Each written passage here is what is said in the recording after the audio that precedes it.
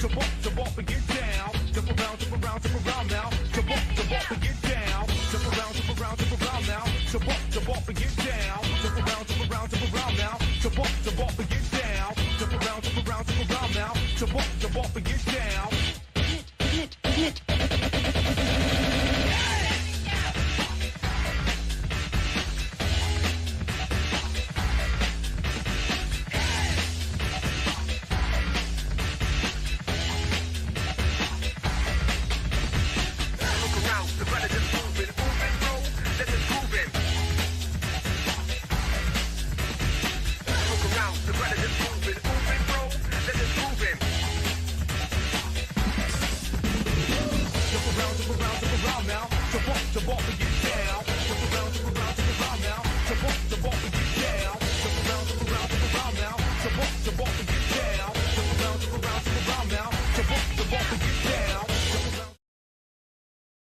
All right, so we are live. How's it going over there? It's good as always, man. And things are great here in Currituck. How about you? Doing pretty good. You know, we're getting some more of the Christmas stuff up. I'm not sure if people can tell, but got, you know, a Christmas clock up there. Got a few nutcrackers up. Got a Christmas calendar over there. And my wife, Kat, painted this fantastic Christmas picture that we're going to have to find a place to put up somewhere at the house. So, yeah, man, that looks good. Yeah, no, like again, I'm really hoping the kids get her artistic talent and definitely not mine. I mean, again, I like my painting over there, but you know, she can just do this. I had to copy someone else to do that one. So, thank you, Bob Ross. They both look good, but that new one is. That's awesome. I'm seeing it again over here on the replay. Man, that looks really good.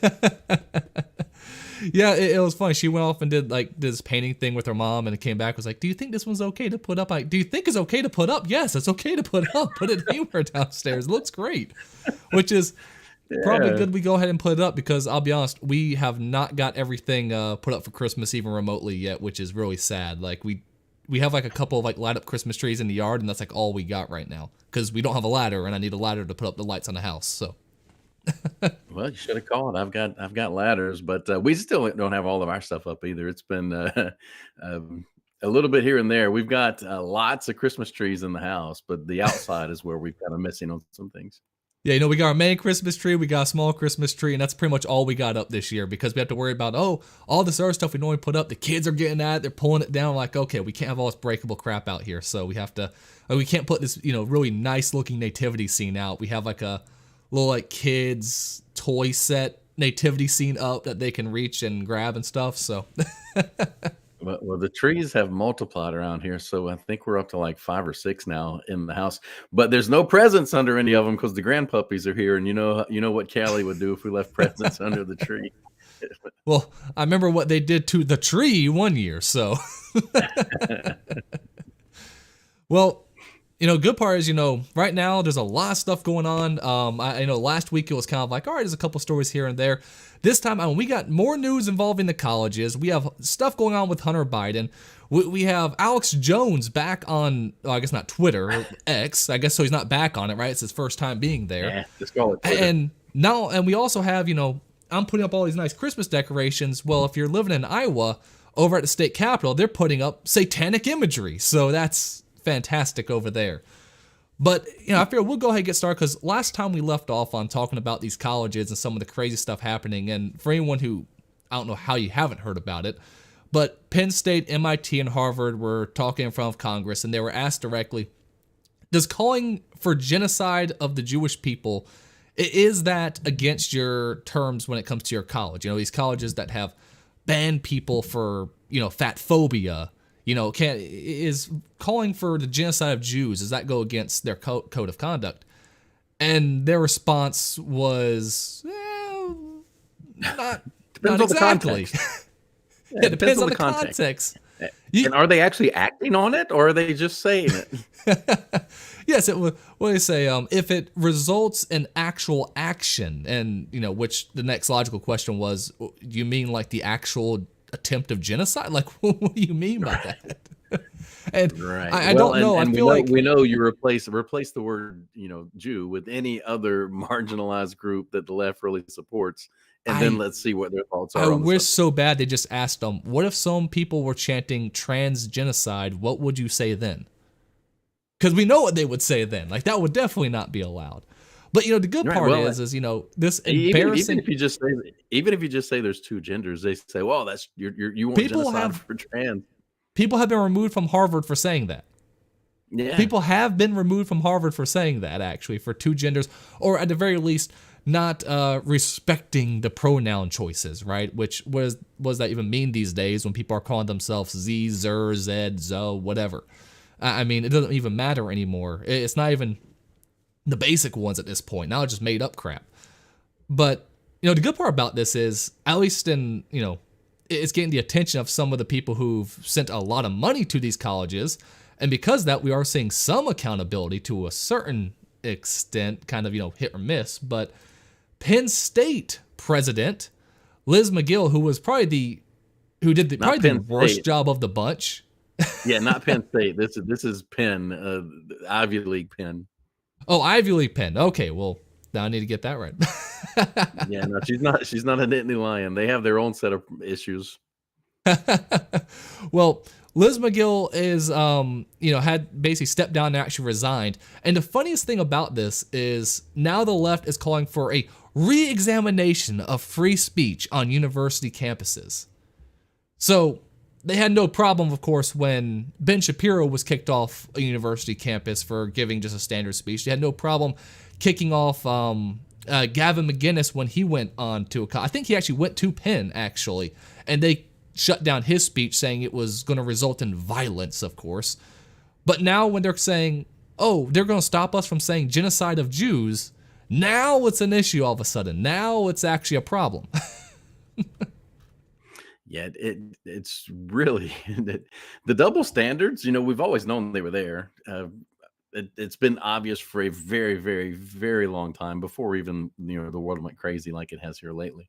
But now it's not even trying to hide it anymore. The old saying, the quiet parts out loud. It's just wide open, the double standards, and this whole thing of changing language to support whatever it is that we have to support is the most ridiculous thing I think in the history of the world.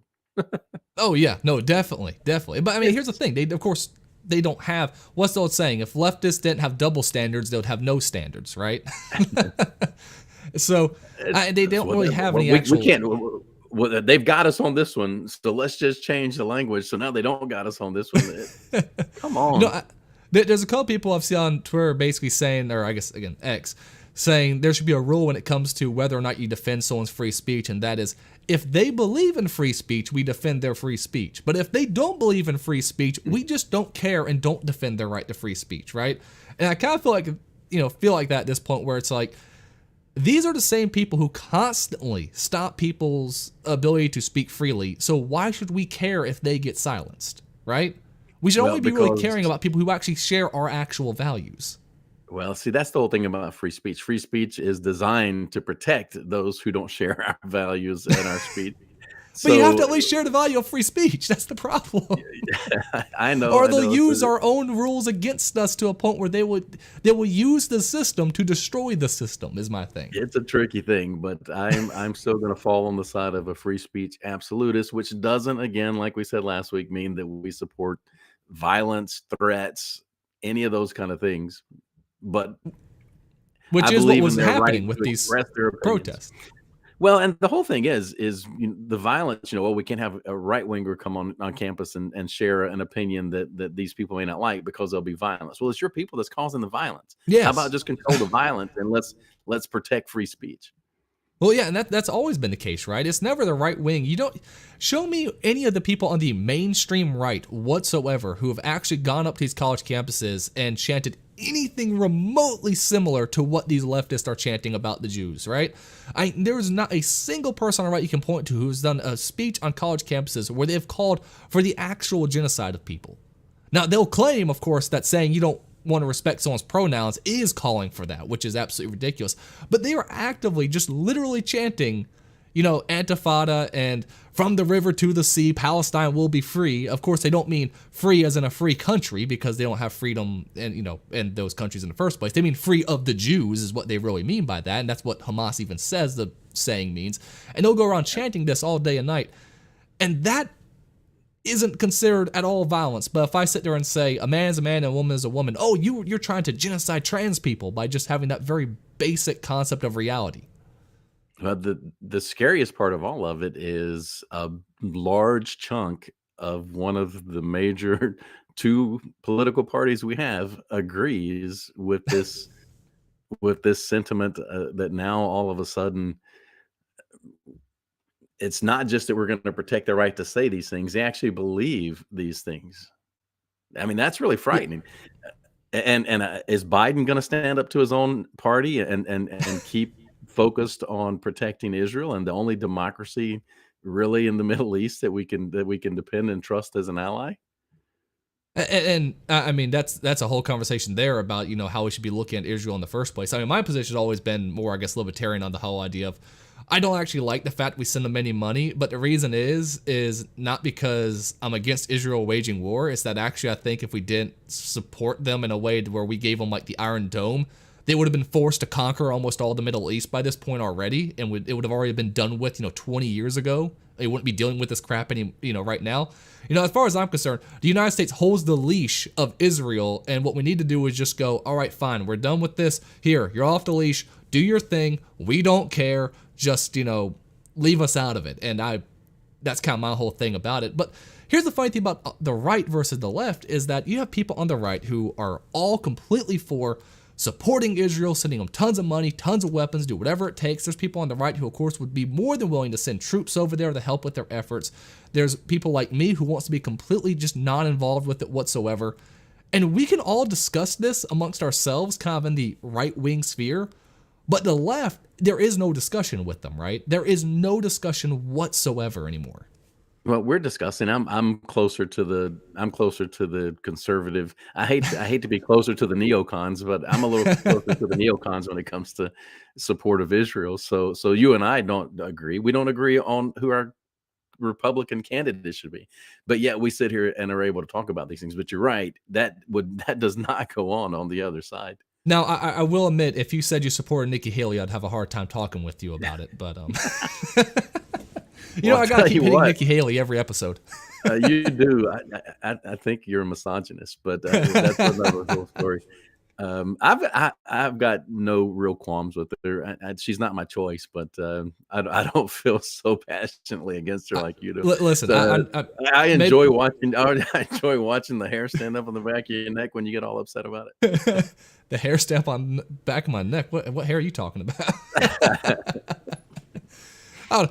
It might be a quick segue, but let me just say, did you see Nikki Haley bringing her daughter to an interview to complain about Vivek attacking her daughter, who's 25 years old and married, so it's not like he's actually bringing a kid into it or anything, like Nikki Haley was saying. Like, she brings her daughter up there saying, Vivek brought this young kid into this debate, and it's so terrible to bring kids into these kind of discussions like this. And she's bringing her kid to the interview to talk, and not only that, but her kid's like 25 years old and married. Like, at that point, I'm sorry. Like, you're an adult. You can deal with it. I did think that was kind of rich. So, especially after the whole, she pulled the whole Will Smith, get my daughter's name out of your mouth. Now, everyone, look at my daughter. It's a great selling point for me. Yeah. But, back to the colleges, right here, they said universities have a dual obligation to both uphold the free speech rights of their students and talk about political issues like Israel, Palestine, and to learn in an environment that is, I can't speak all of a sudden, that is free from true threats or other forms of unprotected misconduct. Since when have they cared about free speech, right? So back in the 70s, they were curbing free speech when it came to the right. I mean, really, as far back as the 70s, you can actually start seeing some issues where they would start using the heckler's veto, right? Where they would get rioters out there to just shut it down. Maybe not on the college side, but at least get to a point where the event just simply can't happen, right? Where the college, of course, couldn't provide the security. And we saw that happen all the way up, literally all the way up through the last election. Up till now, where they literally banned or literally kicked people out of college for, again, simple opinions. Yet all of a sudden now, of course, they're going to go around and say, well, we need to really look at free speech these days. And Well, it's not even. I mean, it went so far as to deny applications based on tweets from people that they tweeted when they were yes, 12 or 13 years old, and in things fact, like there that. was a high school in California that literally got caught on camera telling their students, if you sit there and do not put your pronouns in your application papers, you will not be accepted into these colleges. All right, that is how far they've gone, where they're now basically mandating without mandating that you actually put your preferred pronouns in your papers. And it's funny, if you go online and look up like how to write a resume, a lot of those instructions will tell you stuff like, oh, you have to put your pronouns on there as well. So they're pushing this stuff wherever they can. And the schools openly admit at this point, basically, that if you don't do this, the colleges will discriminate against you because of your viewpoints. Well, I know which way they're going to lean on a college application, whether you put them or not. In the business world, good luck putting them on there, because there's a lot of people that are going to see the pronouns and say, nope, that's going to be too much trouble down the road. I don't want to Well, put up with this. I mean, that's why they're trying to push for protections for that sort of stuff in different states. Now, how can you actually prove that? Obviously is a problem. But frankly, why can't a business owner simply just say up front that, no, I think this person's a wacko, I don't want them in my business? I mean, I don't see why that should be even an issue. But places like New York, California, and Colorado, and some of these other states, there's already laws on the books saying that if you discriminate based on their preferred pronouns or the fact they want to have a preferred pronoun, you're the one who will be sued. So, I mean, they're already trying to curb that the best they can at a lot of these larger, more heavily blue states. So when we're working with business owners, we focus heavily on know your values, know the culture you want to create, hire to your values. Uh, you better have a good core of what you want your community, what you want your business to be all about, and then stick to that. Hire for attitude and value alignment, and then you can train the rest most of the time. You have to have a certain level of aptitude, but as long as it's the right attitude and it's a good fit for the culture you're creating, it's going to be better for you. So just be careful. Well, it's kind of funny because what's that was a Ziegler quote? Your attitude dictates your altitude or whatever. I mean, at the end of the day, it really is more about that than anything else. And it's one of those things where I've seen, when I worked with in the nonprofit stuff, one of the things they told us was if you have a bunch of volunteers, if you get like 20% of them becoming like extremely negative, you about have to get rid of everyone, because that negativity and just kind of that mindset and the problems that can cause are pretty much like cancer, right? It spreads throughout the rest of the people pretty quickly. And so they were actually telling us, if you get like a bad situation where 20% of the people are really problematic in a way, you about need to get rid of all of them because of that. Because it has already probably infested the others as well. You just haven't seen it manifest just yet. Yeah, So you have to be quick. You have to be quick to pull the trigger when you see the problems coming up, and protect your culture at all costs. But leading in a volunteer organization is a great proving ground for leadership, because you're leading from a no leverage position. So if you can learn to lead in that setting, it actually, again, it's a good proving ground. You'll come out much stronger as a leader. Well, it's funny. You mentioned, knowing your values, and obviously, Penn president, they resigned, but clearly the values of Harvard are totally different, considering the fact of Claudine Gay is still actually the president over there, even though now Harvard has lost over $1 billion in donations because of her basically saying the same exact thing, right? That it's okay to call for genocide of the Jews so long as, it's within context. So, do you know who Bill Ackman is? Bill Ackman. I don't know that I do, or maybe I'm just misremembering.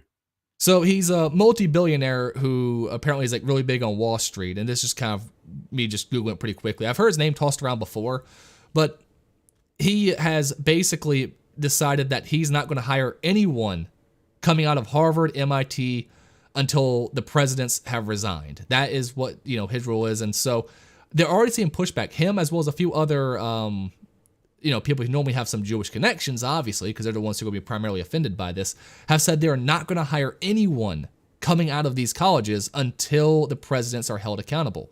But the funny thing is, of course, that Claudine Gay has, despite losing over $1 billion, despite the fact that people graduating out of her college will not have as many opportunities because of her actions, she is still here. And it's really funny because when you really look at her, when people really started kind of diving more into how she got her position, it's clear that she has no business being president of, or being the principal of a high school, let alone being president of Harvard.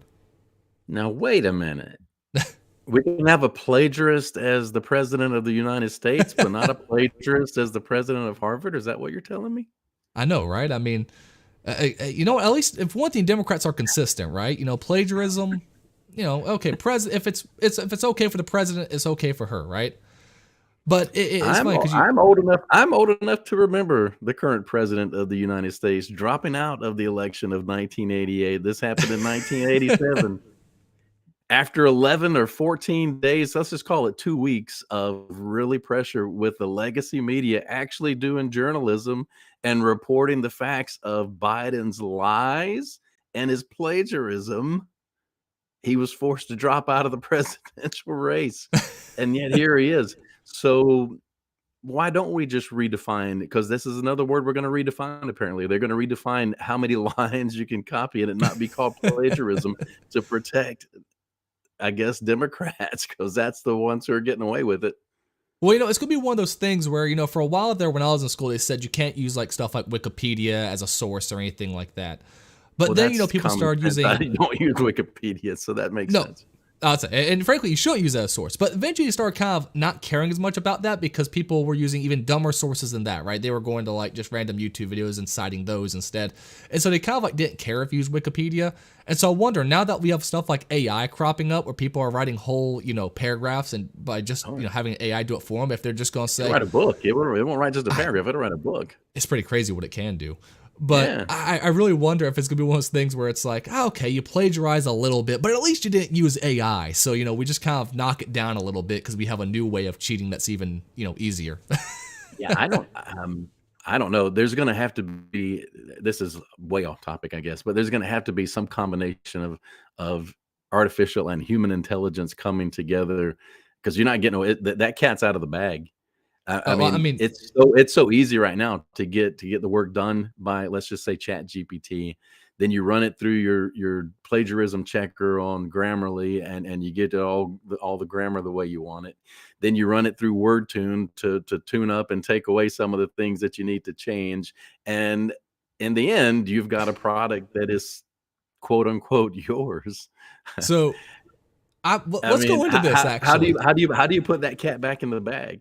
You know, let's just go into this actually, because I think this is something we both have a little bit of experience actually using at this point, because you, on your other podcast you know, you actually had a whole episode where you were talking with someone about using AI to actually, you know, create a better environment for your customers when, you know, set up your businesses and stuff like that.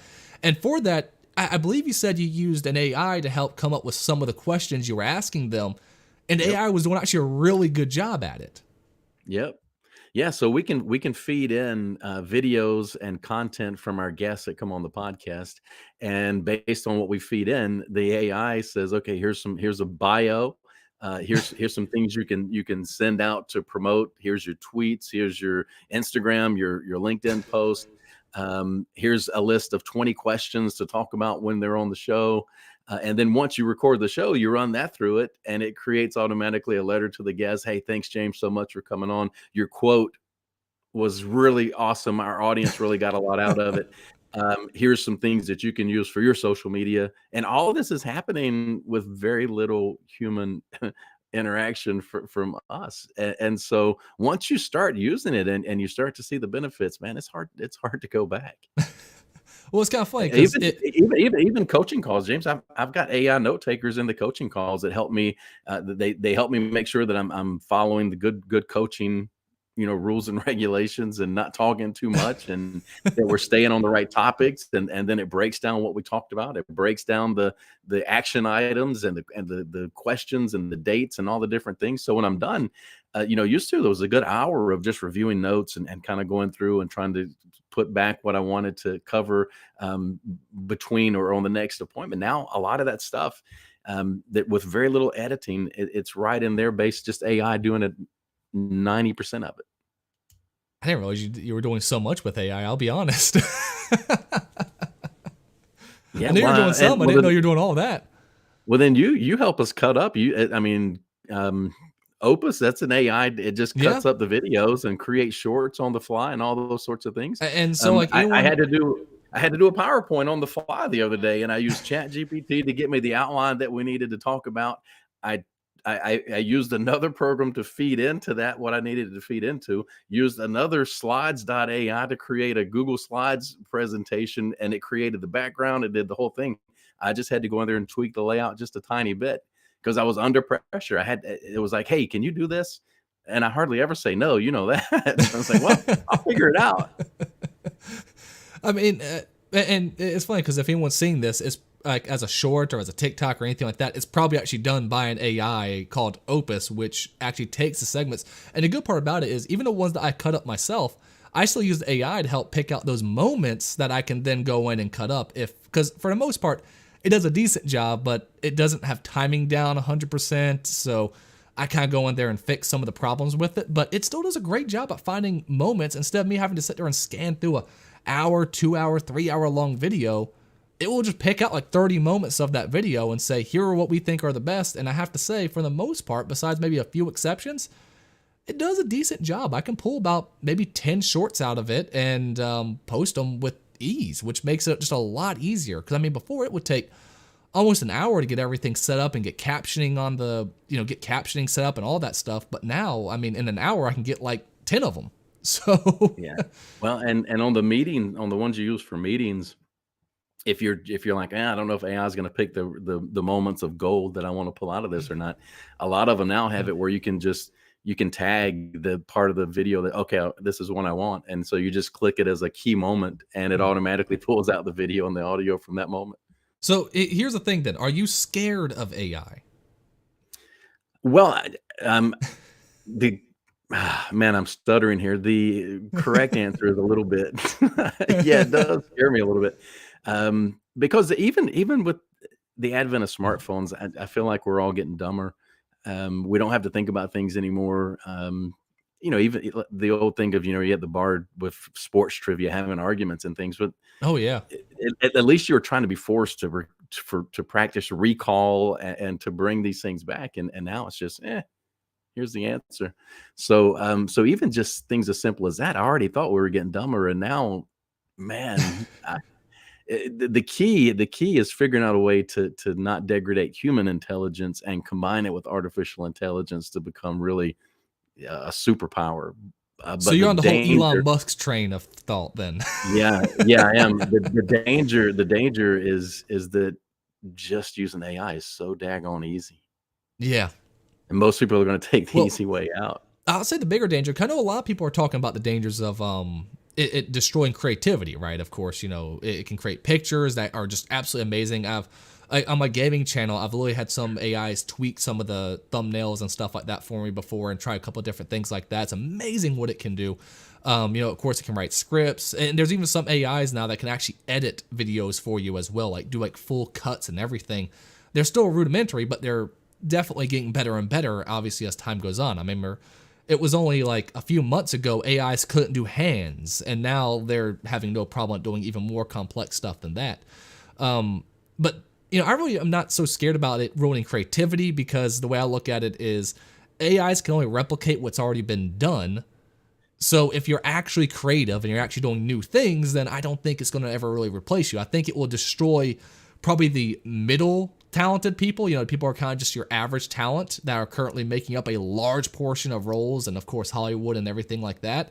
But when it comes to the truly unique, the truly gifted, the truly creative people, I don't see it ever replacing them, because those kind of people will go on and create things never before seen, which the AI simply cannot. It can only recreate what's already been done and base what it's doing off that. So So, what you're saying is the dumbing down of everyone else is going to make it easier for the stars to shine bright. and actually that's what I was about to really get to, because the one thing I do fear about AI to a certain degree is when it gets to stuff for, like, especially when it comes to young men, stuff like AI pornography, when that starts kicking off. I mean, there's already in its infancy at this point, but the old joke is almost every new technology comes about because of pornography, just because it is, really is one of the most addicting things out there. And so if people, if you can get a way to improve that, you'll make a ton of money, right? Just a ton of money. So they're going crazy with trying to get that off the ground at this point. And you're telling me if a young man has the choice of going out in the world, working hard and having to struggle and, having to engage with, multiple women and getting shot down again and again and again until he finally meets one that actually works out, versus having the perfect AI woman with them at all times in virtual reality or whatever that might exist at this point, what are they really going to choose? That is kind of scary at this point. However, the benefit is for those of us who are disciplined enough to avoid that sort of stuff, it makes it even, it weeds out a lot of the competition that would have been in our way prior to that. So I think we said this one time before, but what you're really saying is we're about to find out what those 3 seashells were for. Yes. Exactly. We're headed towards there. I mean, we're headed towards there in multiple ways, right? I mean, we're about to get tickets for saying the wrong words. If you're in England, you're already there, right? This all started on a conversation of the Harvard president getting away with plagiarism, along with the United States president getting away with plagiarism. So that's funny how we went from that to a discussion on AI. That was funny. Whoever's listening into this, you should go on some of the long road trips we've been on through the years. It goes everywhere. Well, those road trips, it would go, we're listening to Rush Limbaugh talking about politics, and because our road trips will last for 12 hours, eventually we would get to coast, and just it would be, talking about aliens and, how do you reach the 4th dimension and weird things like that. I mean, frankly, you just listen to Coast, you'll talk about 50 things in an hour, so. Yep. I miss Art Bell. It was Art so Bell. nice. Yep, I was about to say the same thing. That was from that bunker outside of Las Vegas.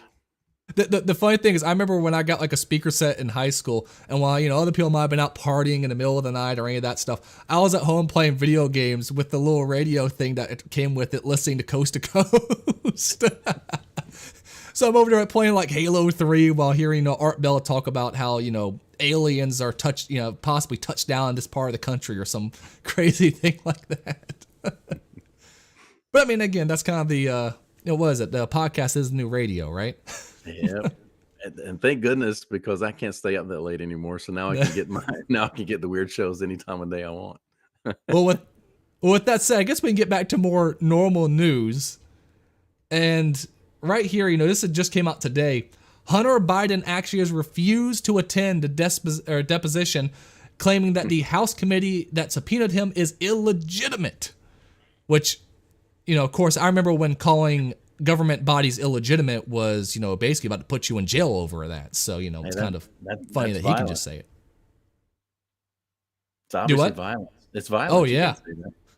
So the House basically subpoenaed him to come over there and talk about, of course, some of the, do we have to say accusations at this point? Can't we just say proven collusion between, or, the embezzlement of money when it comes to Joe Biden and Hunter Biden's businesses? Do we have to still say accusation? I mean, it's on the damn laptop, dude. That we know is Hunter Biden's. It bewilders me we even have to have this conversation. But they wanted to go and actually ask him a lot of questions about it. He has flat out refused to attend the deposition, which means if Congress actually, for once in their life, do their damn job, they can hold him in contempt of Congress, which is but what should be done. That's a slap on the wrist. That's nothing. They're not going to do anything to him. The reason you go, and Trump and the rest of the folks have been doing closed door. J6 people had to do closed door. The reason you do closed door is because you get long form answers. It's not a TV show where it's all grandstanding by each political side of the aisle. And that's what he wanted to avoid. And so what he did is his lawyer had him go over to the Senate building, because if it had been out in front of the House, then they would have been able to send the sergeant at arms after him and bring him in. So this was 100% intentional. They knew what they were doing, and he knew he was going to get a chance to say, well, I don't know what you're talking about. I showed up, when absolutely 100% he didn't. That's just yet another lie, another obfuscation, another feint, and nothing. I'll be shocked if anything comes of it. And you mentioned the fact of being closed door. That was his big complaint. He said he wanted it to be open for the public to see. But you're entirely right when you say, wow, there is closed door depositions, right? Because when you have it open to the public, then it really does just become a bunch of grandstanding, which can be fun at times depending on who's the one doing it. But it doesn't really work well. And he would have had to. He would have had to have played. He was going to have to plead the fifth a lot. Yes, definitely. And I mean, obviously, pleading the fifth does not, of course, show any, proof of guilt. Yada. But let's be real. When it comes to the court of public opinion, you plead the fifth. That doesn't look too good, right? Yeah. Well, again, they'll hold him in contempt. They'll go through all these things, and he'll keep selling paintings for terrible. Paintings not nearly as good as the one you showed to Cats for $500,000, $3 million, and $8 million or whatever it is. Yeah, and the funny thing is, Ocasio-Cortez obviously went out there and did a real shtick saying they don't have any witnesses, they don't have any proof, they don't have anything that even remotely shows collusion. And of course, people are saying, and I had to pull like all the names because there's really so much evidence. But you had Tony Bobolinsky, who's Hunter's business partner, who literally just straight up said that Joe Biden is the big guy who's taking 10% of Hunter Biden's money. You had Devin Archer, again, another business partner who also testified the same thing. You have multiple IRS whistleblowers at this point who have all come forward. You have, of course, the bank records, the emails, the calls, the photos, the texts, the visitor logs, the sworn witness testimonies. What more do you need? Dozens of overseas accounts, magically 10% of amounts of money that flowed in a loan to Joe Biden. I mean, come on. And Biden, you're just talking about all the stuff you've got. Biden, I never had any contact with any of those people. Yet there's pictures, there's phone records, there's witnesses, and all of these things are on the record. And yet they still say, no, there's no there. I mean, let's be real. Joe Biden literally said on a stage when discussing the lawyer who was investigating Hunter Biden's company that he was a part of, he literally said, I told Ukraine they would not receive a single penny of funding unless they fired the prosecutor. And son of a bitch got fired. He just literally said it out in the open. And to really set this off, the guy got fired and Trump got impeached. Nothing happened when Trump asked about it. Nothing happened to Biden. I mean, quid pro Joe is alive and well. Well, it's funny, like right here, it says, one of what Hunter Biden said was, let me state as clearly as I can, my father was not financially involved in my business, except for the fact he flew on US 2 multiple times to China to discuss business with his father. Like, it's on the records. We got it. And it's funny because now Joe Biden is basically over here saying, I did not have financial relations with that business. I mean, that's really where we're at this point, right? It's absolutely ridiculous. It's going to depend on what the definition of is all over again. But I mean, there's even video of Biden shaking hands with the dude and then Hunter coming right around the back and then having the detailed conversation they were supposed to have. But yet there was no influence peddling. We're above that. Now, here's a question, though. So, I mean, obviously, legally speaking, Biden should be impeached, right? I mean, just legally speaking, Biden should be impeached 100%, no question about it. And in fact, my opinion on the whole impeachment process is I think the founding fathers envisioned us impeaching a lot more presidents than we actually have, to be perfectly honest. So I'm more pro impeachment when it comes to most presidents anyway. But legally speaking, yes, Joe Biden should definitely be impeached. But should the Republicans impeach Joe Biden? That's kind of the bigger question, right? Because it's dead on arrival. Well, not only that, it's dead on arrival in the Senate. So yeah, just having it on the record that he was impeached, is that worth it? I mean, I don't know. They still use it against Trump, right? They still use it against Trump, saying, well, Trump who was impeached, and it does work a little bit good when you're trying to market in a way. Yeah, well. They don't say it about Clinton, right? So again, there's going to be covered up. So you impeach him, it's going to be covered up and forgotten and memory hold. But the fun unless thing you're is a Republican like Nixon. or Trump. That's right. That's exactly right. But the fun thing has been like today watching some of the leftist news outlets cover for him. Um, I'm I should give credit to whoever said this, but I can't remember who it was. But it was one of the mainstream media, and they were talking about, well, what about the lies that Biden has told? He said he didn't know this and he wasn't there, but yet there's records that he was. And it actually literally they said, well, if we really started holding politicians accountable for lies, then we wouldn't have any politicians. All politicians lie. Just a week ago, Republicans sided with Democrats and voted out one of their own because he lied and had a series of lies. So it's the double standard is just outrageous. So, like, how do Republicans combat this? Because obviously, their Democrats are always going to have the upper hand when it comes to the mainstream media, right? Or I guess I guess actually legacy media is probably the better term for them, because no one in my generation or below is actually watching them at this point, right? So let's say they have cover from the legacy media nonstop. They constantly violate their own standards. So, I mean, what are Republicans really to even do about it? Well, you know what? It was you mentioned Rush earlier. So back in the late '80s when he hit the scene, it was the same way. And what he would say is, because back then they were talking about, we got to provide equal time to him. He can't have 3 hours on the radio all by himself. And his answer was, no, I am equal time. Everything else is left. I'm the equal time. And and he goes, and anyway, when I talk about these issues, I describe the left better than they describe it themselves. So I'm doing both sides anyway. But he was equal time, and it created an entire new media outlet that is still growing. And we've just got to leverage and just lean heavily on the new media.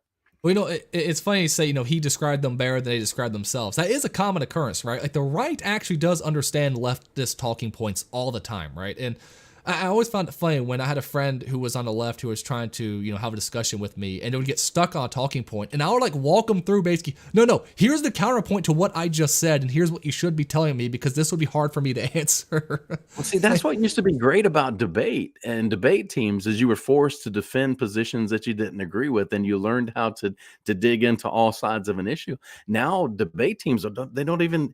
There was one the other day. They won the whole whatever the contest was by not debating at all, because it was a it was a taboo issue that they shouldn't be talking about. I mean, So that one really burned me up.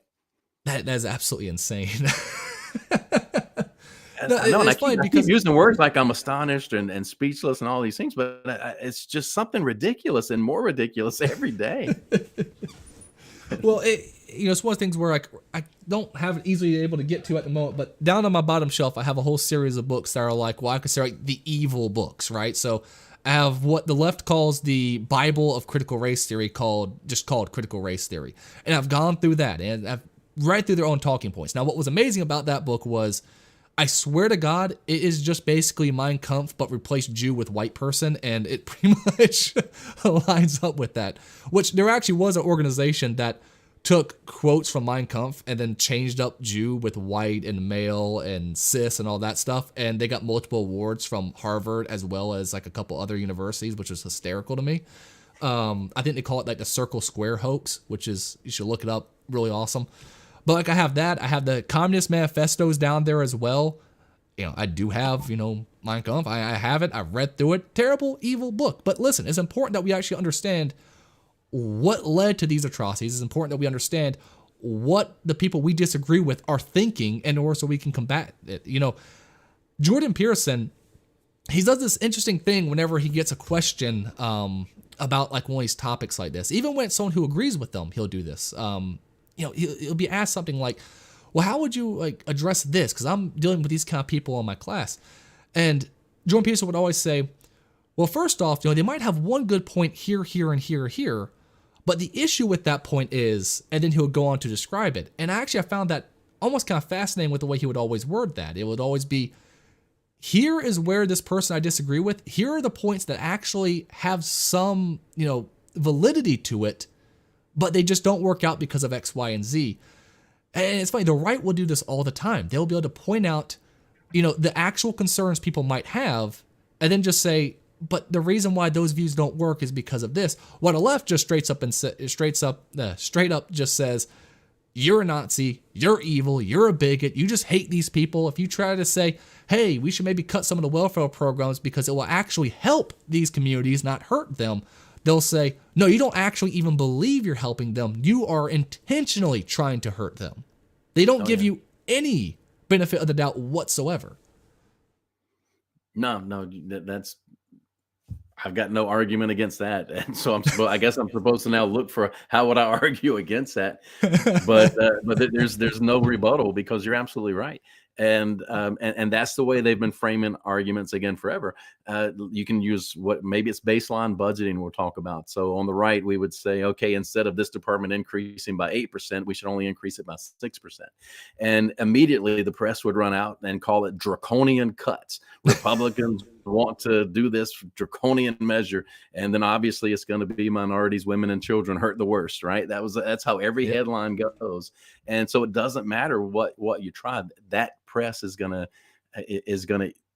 do what they do. So the alternative media outlets that we have now are more than we ever had.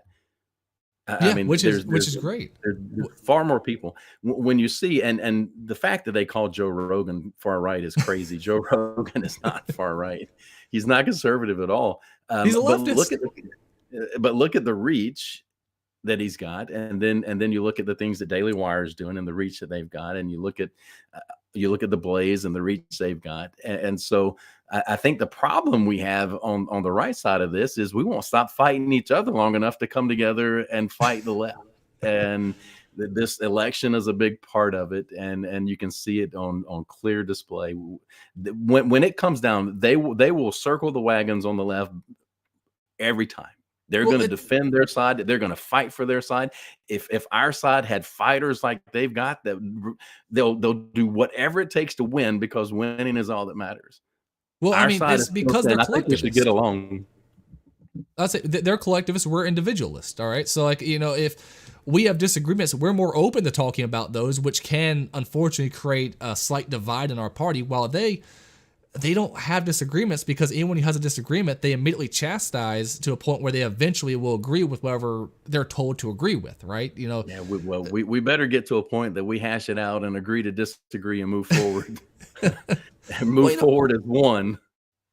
I think there's a decent amount of Republicans who do that typically, but like you have issues now where, and this is on both sides of the pro and anti-Trump camp, you have like the Republicans, and again, we know a few of them, who will never vote for Trump no matter what happens, no matter who the Democrats run, they will never vote for Trump.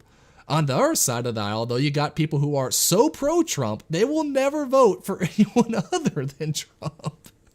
And I'm sorry, even DeSantis, who they all loved a year ago. I know, right? And the only one who they would vote for is Vivek, and even then, that's still kind of iffy, because there are some of the like more Christian nationalists who do have a problem with Vivek being a Hindu, even though he has answered that question, I think, fairly accurately to a certain extent. However, I think that's overblown, and I'm not going to fall into the trap of using leftist language about the danger of the Christian nationalist. I don't know. I've legit met some of them who just straight said they would never vote for anyone who's not a Christian, unfortunately. I've met a few of them. It's just, and here's my thing. During the primaries, all is fair. I say you vote for who you actually want. No lesser of the two evils. Vote for who you want in the primaries, period. Not who's the most electable, just vote for what you want to see put forward. After the primaries, though, I'm going to go with lesser of the two evils. I'm sorry. It doesn't matter who it is. I'm going to pick the lesser of the two evils, because at the very least, that helps move the Overton window more to our side, even if it's not fully there yet, right? I mean, and that's the big thing, is moving that Overton window over. And so, I voted for Mitt Romney. Now, I can't stand Mitt Romney, especially right now. Like, he's a Democrat basically at this point, right? I mean, he's Republican in name only. He is the epitome of rhino. During the presidential election, though, I had no problem voting for him, because as long as it moved us away from Obama, that's still closer to where I want to eventually be. His heel turn is one of the more amazing and interesting things I think I've ever watched in politics. It proves the establishment exists, right? It proves that there is a swamp in DC. Yeah, it really does. it will make a great case study one day when somebody has the time to actually go back and do a few in-depth interviews and get some thought processes, diaries, and whatever we can find just to see exactly who's running what here. But those are the kind of things we never get access to. That we'll give you access to that 70 years from now. Or well, you're operating on the assumption that the history will be even easy to find in the first place. Of they wouldn't just wipe it out 1984 style eventually. I mean. I think there was like a pharaoh in Egypt that we barely know exists because they hated him so much they completely wiped out like everything they could find of him. They destroyed all the like all the writings by him. Do what? That's all of history. That for a lot of it, yeah. And I wonder, like, even with everything we have now, with the way social media can just delete things, it wouldn't be too surprising if way off in the future, if the Democrats did manage to gain full control, if almost everything on Trump is deleted. And they already called him Voldemort, right? He who should not be named. Like, they have no problem with erasing him from history if they really want to, which they kind of already have when, especially on the Christmas season now, when you watch Home Alone 2, and in some of the versions, they've actually taken Trump out of it, right? They're already deleting him from history where they can. The Trump derangement syndrome is a real thing, too. And it's funny because neither of us are really huge on Trump. No, but I'm not a Trump guy at all. But the derangement syndrome is just insane. It really is. Hey, and just because I haven't said it yet this week, and I say it every week, the only sane choice for president is Ron DeSantis. Ron DeSantis. The only sane choice. Proven track record. He fulfills his promises. He makes Florida #1 in every meaningful category. Ron DeSantis is the only sane choice. And I'll say it again. My vote's with the Hindu. Okay, I'm still going back. anyone maybe who I'm a says Christian nationalist and I don't even know it. Anyone who says they don't like the fact more people can vote and they want to stop people from voting has my vote. I just want less people voting. That's all I want. I hate democracy. I'm totally against the idea of total democracy. I hate it so much. But, talking about, who the left really hates, and of course, Trump derangement syndrome, there is someone who the left hates more than Trump, I think. Can you take a guess who he is? Jesus?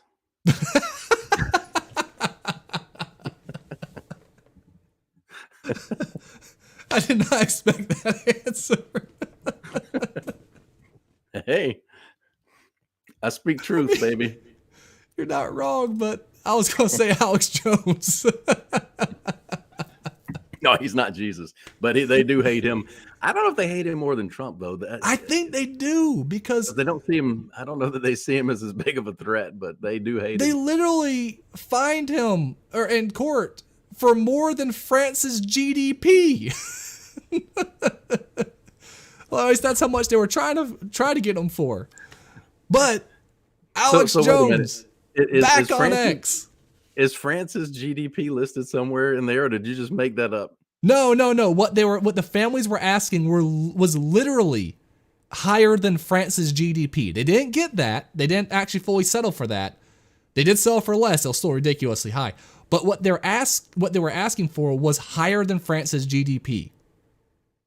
All because he said some really stupid stuff when it came to the Sandy Hook stuff, right? Which he did. All right, he said a lot of dumb stuff, and the funny thing is, though, that's not what he was banned for Twitter for. Like, all these websites will try to say that he got banned from Twitter because of what he was saying about Sandy Hook, saying that was possibly staged. That's not what he got banned for. He was still on at that point. He got banned when he approached a CNN journalist and called him, like, a rat-faced liar. Oliver Darcy. Yes. And after that, he got banned from Twitter. So they're saying, almost all these news sites you'll read, they'll all say he got banned because of the Sandy Hook thing. Not even remotely the case. But again, they have no problem when it comes to rewriting history.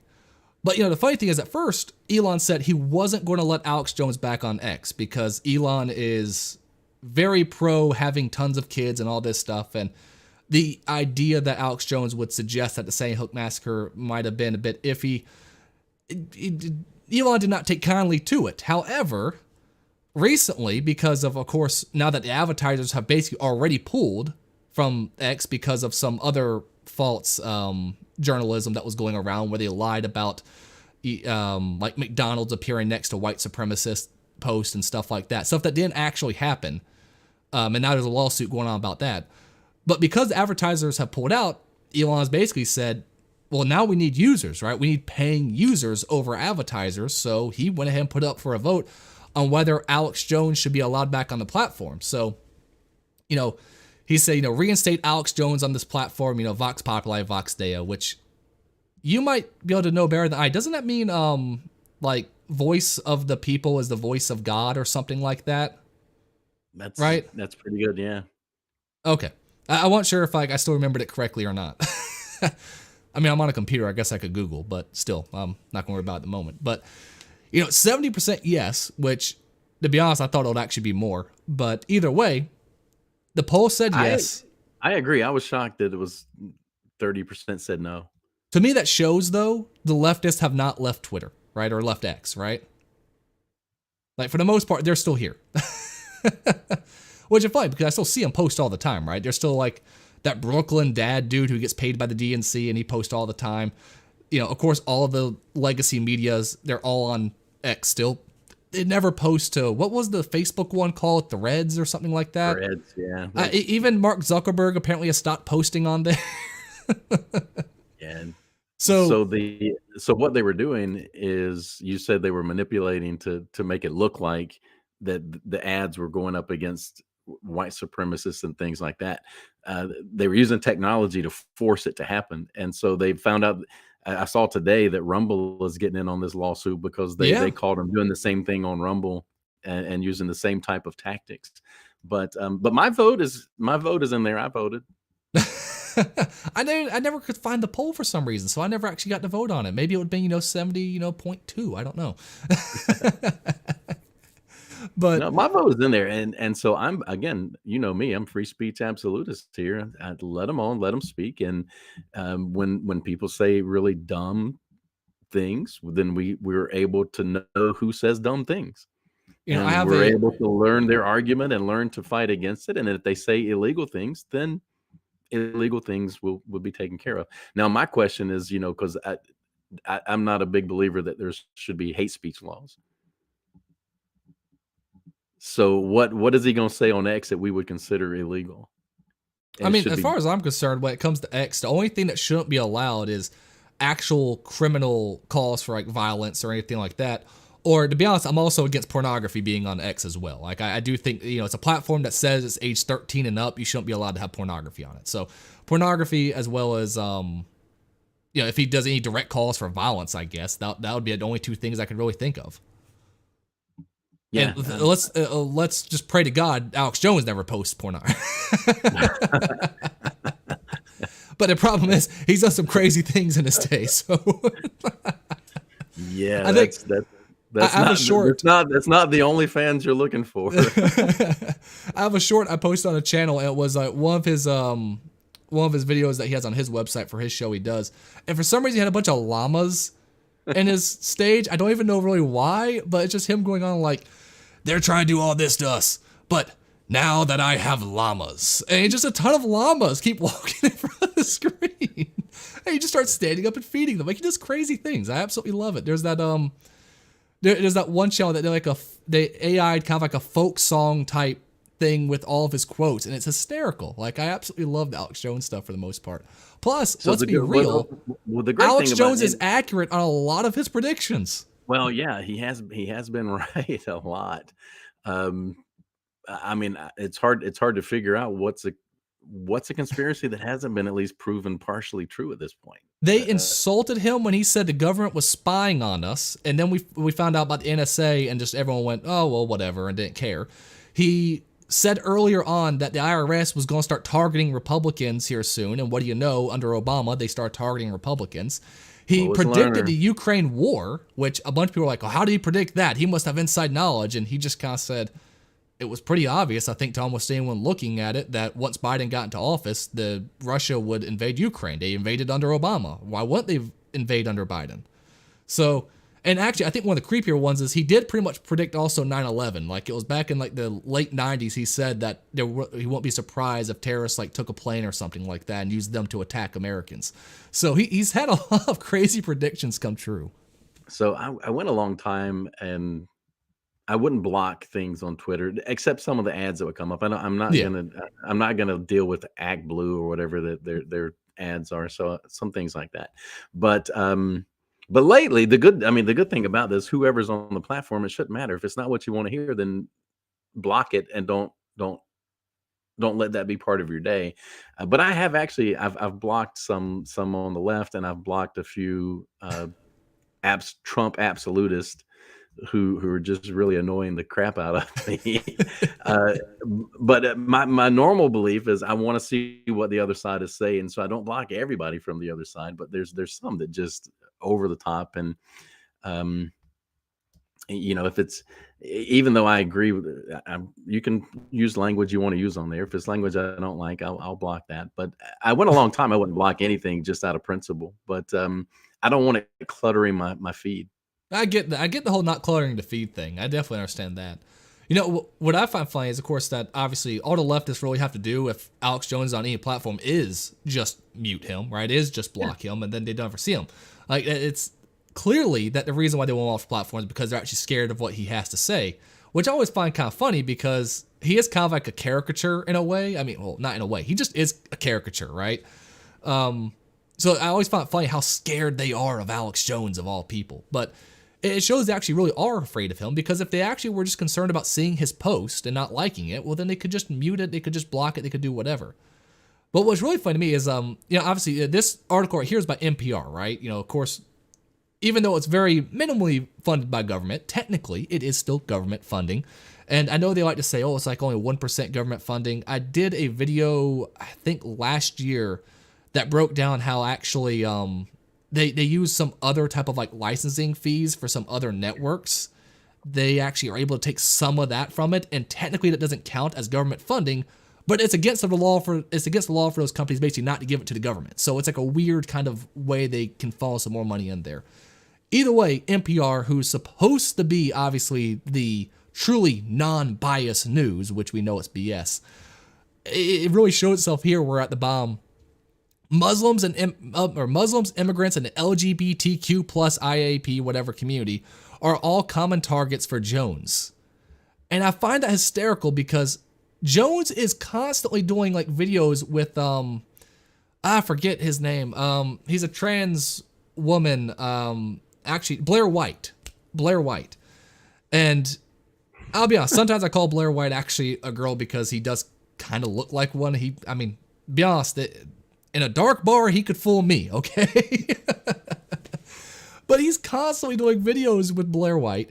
He has been pro-gay marriage since like the early 2000s for the most part. Like, he's a more kind of near libertarian type view on a lot of that kind of stuff. And even when it comes to immigration, just to tie it back to Trump was the most pro yes. LGBTQ question mark, whatever the heck else we got now. He's a New Yorker, of course he is. He came in from day one and was a huge supporter, which even Obama didn't do. Right, Obama claimed that he was against marriage. It. Yeah, marriage is a man and a woman. So, but of course, that's the people I think they're afraid of the most, right? Because they hate Alex Jones, they hate Trump, and they hate Joe Rogan. And those are probably some of the top 3 people they really hate. And all 3 of them are pretty much kind of center left at times, right? I think because it probably just exposes how far left they've actually gone. Yeah, I'm with you there. And looking at how this is worded, since you said Rush has been on my mind.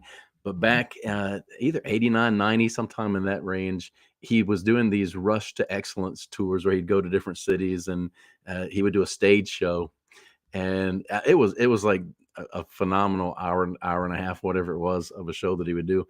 But one of the things he said in that one, he was talking about how the media covers things. And so he says, it could be a meteor coming to strike the earth, and the headline will be "Meteor to strike Earth, Earth to be destroyed, women and minorities hardest hit." Well, And You that's literally had exactly the way this Hillary. is still worded. Here we are 30 years later, 40 years later, whatever the heck it is, and it's still the same wording. Well, you literally had Hillary say the biggest victims of war are women because their husbands die in war. Like I don't like that sounds like something off like a Monty Python bit or something like that. Like it's just ridiculous. So now you But got me thinking Monty Python bits. We man, be careful. We go down that rabbit hole. no, I know, right? I mean, I think I was I had like Life of Brian playing in the background at one point, and of course it was the whole I want to be a woman. I still think as funny as that is, my favorite part about that whole movie is when they're talking about what have the Romans ever done for us? Ah, the aqueducts. Yeah, aqueducts. Public, or when it comes to education. Oh, and roads. Oh yeah, the roads are great. Because every time I hear that, all I think of these crazy people saying how much they hate like colonialism and stuff like that, and that's all I think of every time is, oh, what did England ever give to us? And I'm like, well, no, they gave you clean running water, they gave you education, they gave you roads, they gave you industry. Like where do you want me to stop? Well, in some cases, some places, we can go and even say the wheel. That's so sad but true. But I do have to wonder. So, Alex Jones back on X. Does this actually help X, or do you think it just does really about nothing? I think in the short run, it probably helps. I think you'll get some boost of subscribers. It's still hurting. So I guess they used to be at about a billion per quarter is what their ad revenue and total revenue was. Now it's reporting about 600,000. They've made up some of it in subscriber fees, which didn't used to be there. But where he's really made the biggest impact is they're now running it with what, a third or maybe less or quarter of the number of workforce. So And I remember even at the 600,000 level, he's probably going to be running a profitable company or near break even at the worst. I mean, I remember when it came to your presentation, we were, doing business coaching and stuff like that. One of the things you always said is, one of the biggest expenses, or the biggest expense is going to be your labor cost. So I mean, cutting it down by that much is a massive. Now, it obviously depends on the type of business. But for we the were business you were talking to at that point. Yeah, we were talking to service businesses, so that was generally where it came down into no inventories and that sort of thing. But that's the same thing there with Twitter. I mean, the impact of, and we're not talking, minimum wage jobs either. Yeah. So literally, it could be a company running profits, even though Elon's going down the drain. Twitter's not going to make it. It's going to be as or more profitable than it was before. Well, here's what the I'm kind of wondering is because Alex Jones, even though he was banned from everything, his shows that he had on his own website were still raking in hundreds of thousands of viewers every single day, right? So even with him banned from absolutely all forms of social media, so he couldn't do almost any marketing whatsoever, or really reach out to the public in any way, shape, or form, he was still bringing in hundreds of thousands of people. Now, X has a monopoly on Alex Jones, right? They are the only social media site where those hundreds of thousands of people who were watching him before, they are the only social media site that has Alex Jones. And that's why I said that has to be at least a pretty good boom for them. Well, that's why I said short term. But a good portion of those people were already on X because it has become the last bastion of free speech. So that is true. So that's going to lessen the impact. I think where you get as big of an impact is just it further proves that this is a free space to actually have free speech. Yeah, all they got to do now is bring Kanye back, right? I'm not sure if you actually saw what got him banned, but yeah, it wasn't one for him. It wasn't like you can't say, well, it was just this one thing. It was like an avalanche. It just kept growing and growing and growing. It almost got to the point that I'm like, man, they need to ban that guy. he posted a picture of the Star of David with a swastika in the middle of it. I mean, come on. Yeah, I know. Well, what was it when he was on Alex Jones and he went, Alex Jones was saying like, well, they accuse you of being a Nazi and loving Hitler, all that stuff, but we all know that's completely untrue. And he just goes, Oh no, I love everyone, including Hitler. When you shock Alex Jones into silence, you know you've crossed some kind of line. Now, obviously, I do think he should be allowed actually on X. I actually really do. But of all people, isn't it better to know than to have him out there sneaking around, yes, not knowing what he believes? Yes, I mean he lost followers because he was allowed to speak out like that. Right. Now people are going to be trying to film. Go, well, clearly he must know something they're scared of because they banned him. So there was one more thing I definitely wanted to pull up, and before you said the thing that the Democrats hate more than anything else was Jesus, and you're not entirely wrong, especially when you have stuff like this now happening in multiple places across this country now. So this is the satanic altar and idol displayed in the Iowa Capitol building right now. Now, I want to point this out real quick because some people think like Satanists are a real thing. They really aren't. Basically, the established like Satanic Church of America, they perfectly say they are not a religious group. They say they do not believe in Satan. They don't believe in God. And the whole point is basically to mock Christians by trying to pull people away from God and into what they considered enlightenment values, quote unquote, when it comes to science and reason and logic, according to what they say. So they're allowed to put this altar up because they say religious freedom. But the Satanic Church itself says they don't believe in Satan or any theology whatsoever. So how the hell do they have religious rights to put up a satanic altar? They are literally just a Christian hate group. That's literally all they are, and they're open about it. Yet they can still pull crap like this. Because in 2019, under the Trump administration, they granted them status as a religious organization with the rights to all the benefits of every other religious organization. That happened in 2019 under the Trump administration. Again, why we have issues with Trump. But here's the thing. So I might piss off some libertarians with this, side of things, but I actually fully do not believe any sort of religious iconography other than Christianity should be allowed in any government building whatsoever. Like, I am that far with it. And it's not because I'm a Christian, actually. It has nothing to do with that. It's because our founding of this country was based on the principles of Christianity. All right, that was, in the founding of this country. Are you sure you're not a Christian nationalist? because it was founded on Judeo-Christian and the belief of monotheism, because a lot of our founders were deists and things like that. So I don't think they would have agreed with this, but I don't think they would have actually been against the menorah going around. No. Listen, our founding fathers would have gone far beyond what I'm saying. There was blasphemy laws in the founding of our country where you couldn't even voice your opinion against God because they did not consider that free speech. So the founding fathers were not at all on our side of free speech for the most part. They actually believed in a lot of restrictions on speech if it was against God, and in some cases even government, unfortunately. They did have an idea of what was legitimate speech. What I'm saying is, though, the whole basis of how we have our government set up, the whole basis of many of the laws we have in a book, like innocent till proven guilty, are all based on principles of the Bible. All right, in our founding documents, in God we trust, right? It's on our money, it's in our Constitution, everything. Our rights are endowed by God. It is embedded in the very framework of our country as a Christian nation.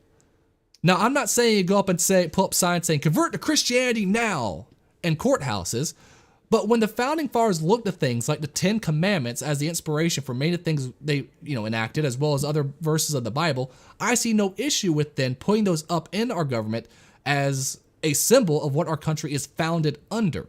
It doesn't mean you have to agree with it. It doesn't mean you have to convert to it. It just means this is what our country is founded as. And frankly, without a country that still believes in at least those values, even if they don't believe in Christianity, they have to still believe in those values for our country to even exist. So I have no problem with them putting up Christianity, Christian iconography in government buildings. But when it comes to any other religious group, I just don't think it probably should be there. And you can make the argument for the Jews because that was also a big part of course, what our country was founded under as well, and obviously Old Testament. So you could still work that in, I think. But Judaism, Christianity, everything else, not in government buildings, as far as I'm concerned. Well, we argue over some of the silliest things sometimes. I think the key to everything you said is, as a country, we need a defining cultural tie that binds us all together. And for a long time, our religion was that tie. For a long time, the church was the center of every community, and that was where everything was going on. Good, bad, or indifferent, the church was a vital part of everything that happened in this country. Hasn't been perfect, because the church was a vital part of the country when some pretty bad things were happening in our own country, right? And so we know the history and all that. But just because there's negative history to things, it doesn't mean that having that shared purpose, that shared vision, isn't important for us to come together. We made this change sometime in the 90s. I don't remember exactly when it happened, but they had this big kick in education circles to stop using the term the melting pot, because for all of my life, up to that point, we were the melting pot. People would come here and they would become Americans, because America was the shining city on the hill. America was the light, right? And if this light ever goes out, there's not going to be another one, because we are the shining city on the hill. And that changed. It changed. It said, no, we're not a melting pot. We want to be a stir fry. We want everybody to have their own individual, not lose their individual differences. We want to celebrate the differences. And what we've done is we've created this environment where everybody's against everybody. There is no shared cultural purpose for us as a nation anymore. We're not the melting pot, even though there's millions of people, more than there's ever been in the history of the country, flowing illegally across the border to be here. They're not coming to here to be American. Yeah. Well, here's the thing is that for the most part, like obviously a diversity in opinions is great. A diversity in values is destructive to a country. And that's just a reality, right? Like you have to have a similar set of values in order for a country to stay together. Because if we don't even share the same values, why are we together in the first place? Like, what would I have nothing in common with someone living in LA, right? I just literally have almost nothing in common with them on a value set. So why are we sharing the same laws? Why are we sharing a lot of the same systems here? It doesn't make any sense. I mean, that's the whole reason why the states were supposed to have so much power, is because that way you wouldn't have to worry about this issue so much on the federal side, because if you had different set of values as a different state, you kind of just stay in your state. You could be happy, little pockets, right? But now, because everything is nationalized, the values are really starting to butt heads seriously now. And you see, especially when it comes to stuff like abortion, right? Where like half the country is against it, half the country is for it. And that's not really something that can ever really easily be settled. There is not really a middle ground between whether or not you believe you're killing someone or you're not killing someone. There's not a good middle ground to find there. So when we don't have at least a similar set of values, it's going to cause a destructive force upon the country. And when you allow stuff like the Satanic Temple to start putting stuff up in the Capitol buildings, how does that not create more, how does that not throw a wedge even further into our country? Yeah. There are wedges going up in every corner, because that's what, and this is a conspiracy theory, I guess, but that's what there's a certain group of people want. They want us arguing over, are you a man or a woman? They want us arguing over gay marriage. They want us arguing over Satanic Temple putting up a thing, because if we really were arguing about the things that matter, like a government that is the most wasteful, inefficient, inept, corrupt in the history of the world, if we would argue those things, then their power would disappear. And let's be honest, these are intentional wedges. Let's be honest. I think we would rather be talking about, them releasing the flight log for Epstein's Island over something like this, right? There's more important issues than stuff like this for sure. And you're definitely right. The government definitely has benefited from people being so divided to a certain degree, but divide and conquer. They know they can sit there and push segments of society against one another, and in doing so, if they can get their side above that finish line, it doesn't matter, right? But and you see it's not just with them putting up stuff like the satanic idols and everything, but while they're doing stuff like this, in New York, they were taking down statues of Thomas Jefferson. Yeah. So Thomas Jefferson is too offensive, but Satan isn't. So, I mean, they're literally at this point saying Thomas Jefferson is worse than Satan. I mean, this is what these people actually believe. Well, and you know how much I love the Natural History Museum. The fact that they took down the Roosevelt statue, it means I'm never going to set foot in there again, because that just pisses me off. I'm not going back to support if they can't have Teddy Roosevelt sitting outside on his horse. I mean, I'm glad I got a chance to go there before they took it down as well, because it is a cool museum. If I actually believe they actually really cared about history. I absolutely love it. And that was another email unsubscribe I had to do. Well, it's always, kind of funny, because it wasn't that long ago. A lot of these places weren't, they were bad, but they weren't nearly as bad as where they are right now. I mean, when we first started going to New York to watch some of the boxing matches over there, when we saw, well, I think the first one we saw was Golovkin, right? Gennady Golovkin, middleweight champion of the world. I still got my shirt over there. That was a blast. That was a ton of fun. And going around New York was actually not that bad. Even when we went later to go see the heavyweight title fight, Deontay Wilder versus Luis Ortiz, one hell of a fight too. What a fight. I got good tickets for that one too. You paid for the travel, I paid for the tickets. I got some damn good tickets for that one. I've never in my life seen a man survive what Deontay Wilder survived that night. Unbelievable. Well, until maybe until he fought the Gypsy King and he rose from the dead. That was kind of amazing too, but we weren't at that one. I wish we were. I would love to see Tyson Fury live. But I mean, I think we both used to actually enjoy New York quite a bit. And I would usually say that actually New York, compared to some of the other cities I've been to, wasn't that bad. But, only in recent times, and I went there when COVID was going on. And again, right near Times Square, I was watching, a naked dude laying on the street, injecting himself with a needle in the middle of a blizzard, and cops right over there didn't do a thing. Meanwhile, while we were opening up one of our offices, there was 6 cop cars that went and raided the upstairs because they had 6 people upstairs because that violated the COVID lockdowns. That is the sort of lunacy that's going on in a lot of these places. But, so it's not surprising that in New York, of course, they're taking down Thomas Jefferson. But the Jefferson statue, the Washington statue, where he gave his first inaugural. Yes. That one is either in danger or gone already. I think it's gone already, if I remember correctly, but it might just be in danger. I mean, I won't be, if it's not gone already, it's going to be gone soon, right? Meanwhile, I'm not sure if you actually saw this. I don't have it pulled up right now. I'll see if maybe I can pull it up. But New York, after they took down the Thomas Jefferson statue, also put up a satanic statue as well over their courthouse. So I'll see if I can't pull it out real quick. Because it was wild. It was really right after. Let's see, images. So here it is.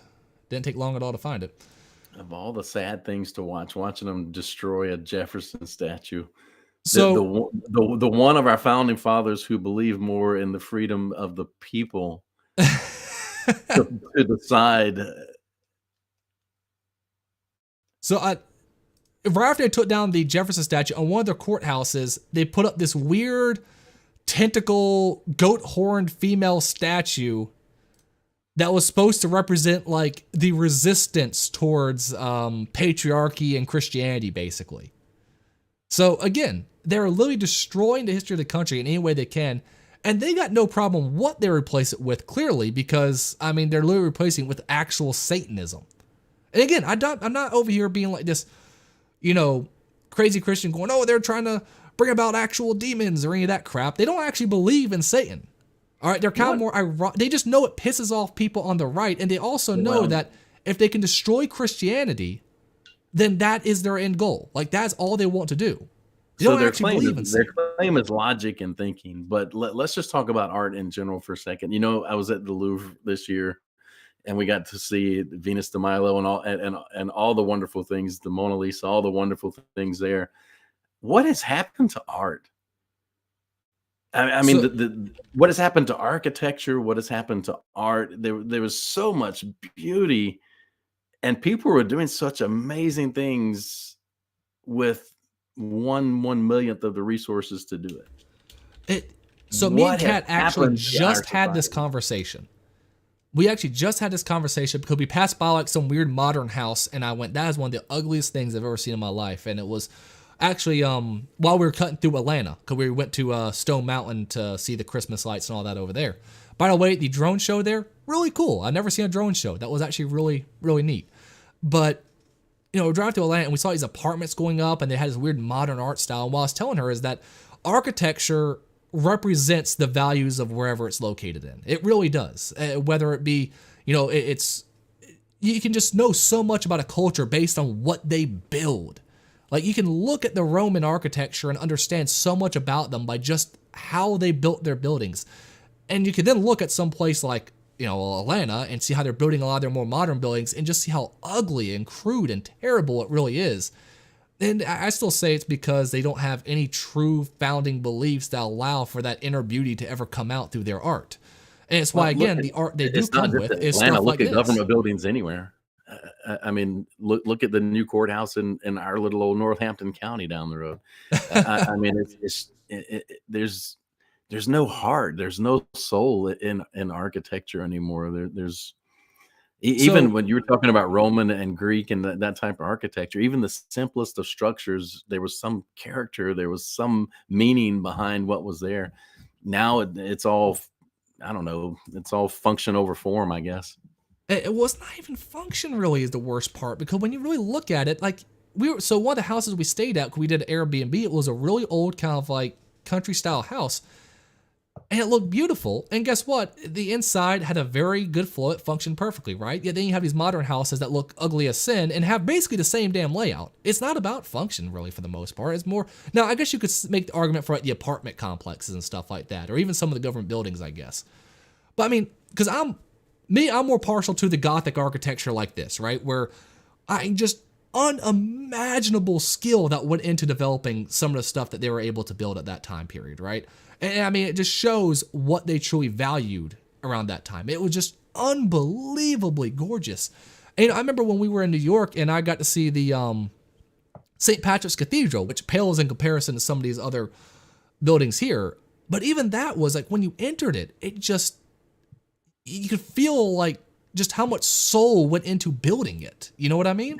Yeah, going to mass at that on St. Patrick's Day at that cathedral, that was an experience that we shared. By the way, we're not Catholics. We just kind of walked in while they were doing mass and thought, well, this is really cool at St. Patrick's Day.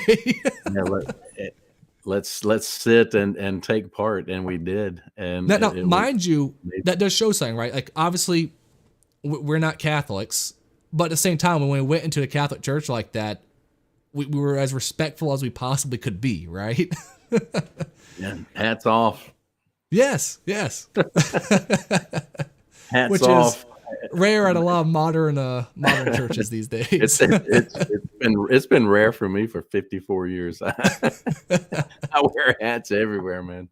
See, now if I wear a hat though, people just say I'm trying to hide my bald. So like, and I'm like, oh, I'm not gonna wear any hats because I just own it now. But the worst part is, it doesn't just end with them doing stuff like that, because one thing I did want to point out was, not only are they putting up the satanic altars, they're so... They desire to really divide the country so much that they're now having after-school Satan clubs. And this is in Tennessee. I'm not sure if you saw this one. Where does this end?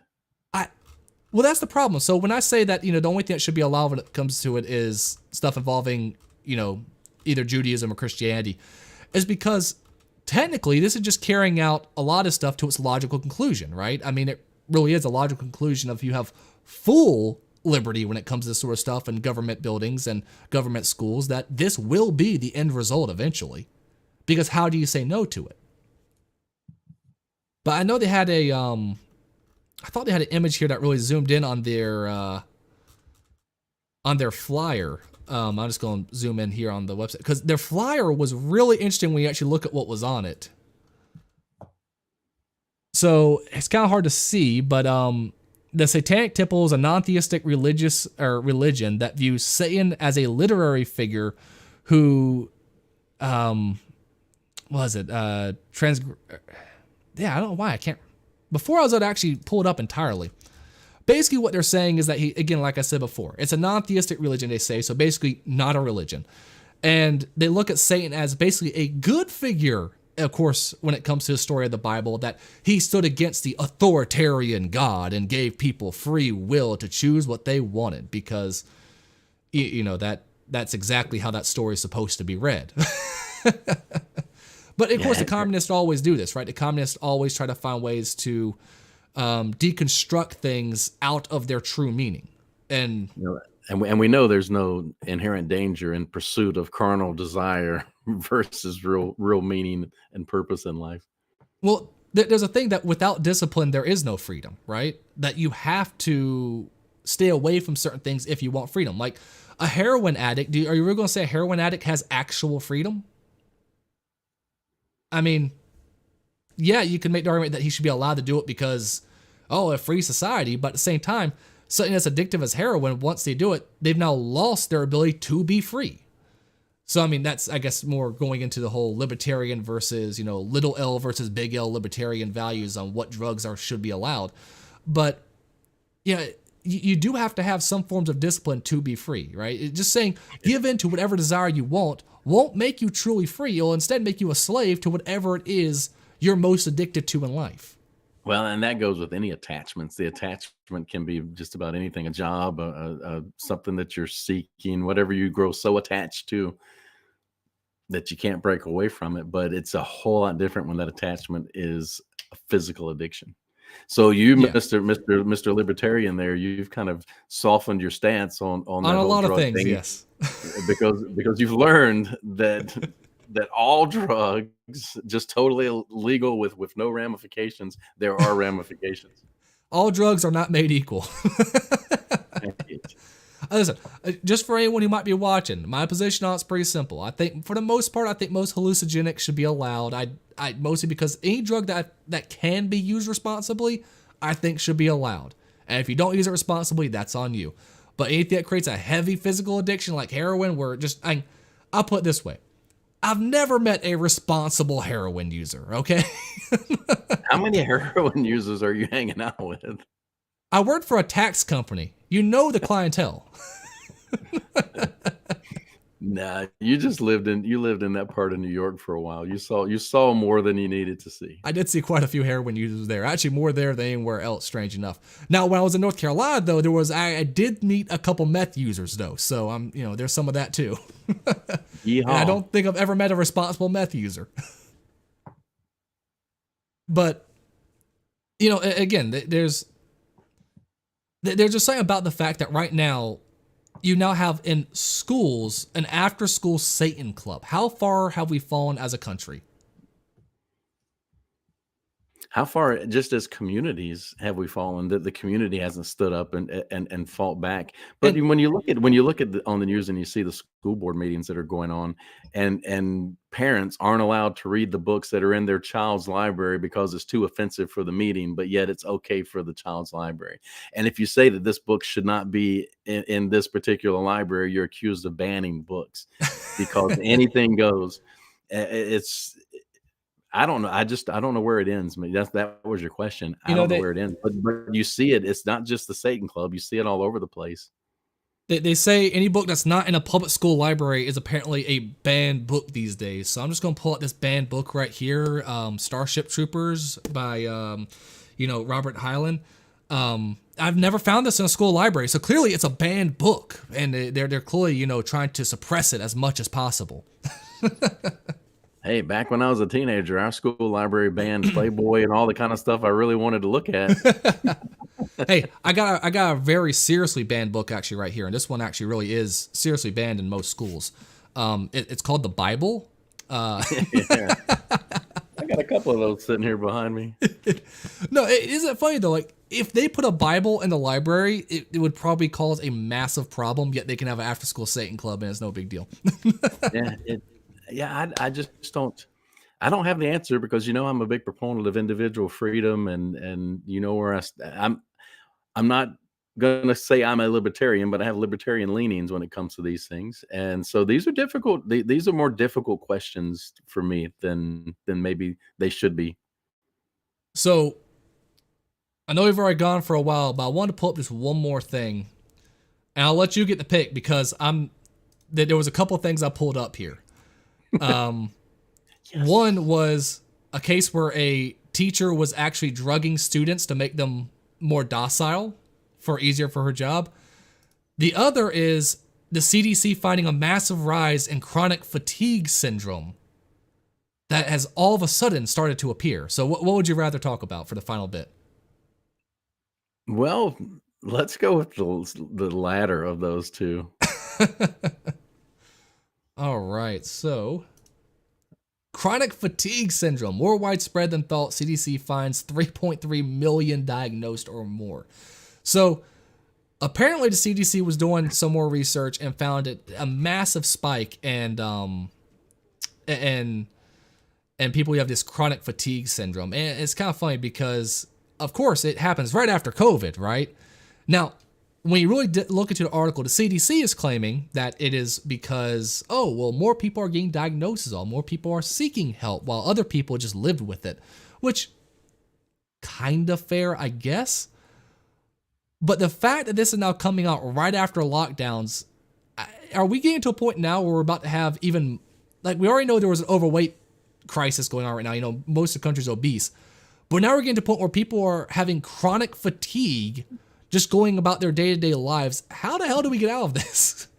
So look at the other things it says there. According to the CDC, other symptoms can include pain, dizziness, problems with sleep, thinking, and concentrating. Now let's think about all the other things that have become prevalent in our society that lead to all of those same things. Yep. Like a lack of proper exercise, working in sedentary environments for the ones who do work, spending hours upon hours with this and on screens and on other things. And then boom, I think we know where a lot of our chronic fatigue. So it just like everything else that the CDC doesn't like to talk about, it comes down to health. It comes down to diet. It comes down to exercise. Yeah, and it's one of the things where back when I was being a lot more unhealthy, back when I was eating, of course you raised me, I was eating like a whole large pizza to myself and drinking probably like 6-7 sodas a day and playing way too many video games and not exercising. I could sleep for like 12 hours a day and still be tired. Do what? To not count the whole box of ho-hos. I think one time I came back home with like 3 boxes of Krispy Kreme from like some school fundraiser and it was gone within like a couple of days. No, immediately I was going through a growth spurt because do what? That's Krispy Kreme. That you can be. We can overlook that. Who can't eat a box of Krispy Kreme at once? I will say, in my defense, I'm 6'5" and I was going through a growth spurt at that time. So I needed the food, but terrible food. And I wasn't. So where were you going with this? Where were you going with this terrible food?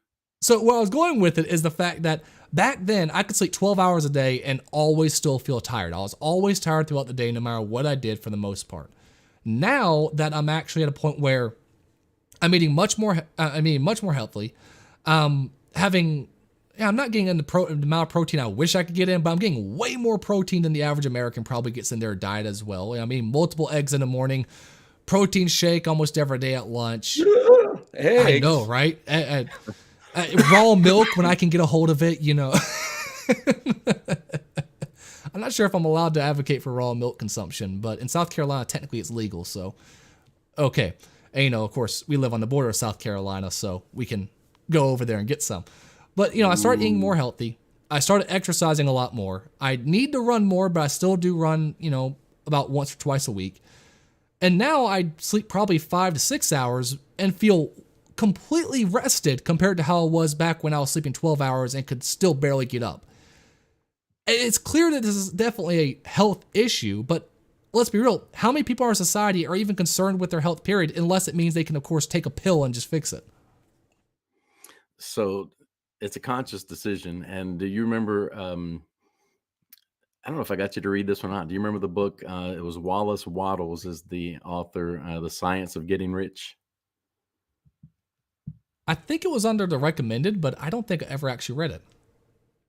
So I was going through it earlier today, this morning when I got up, and it's funny that you brought this up because here's a quote that stood out to me.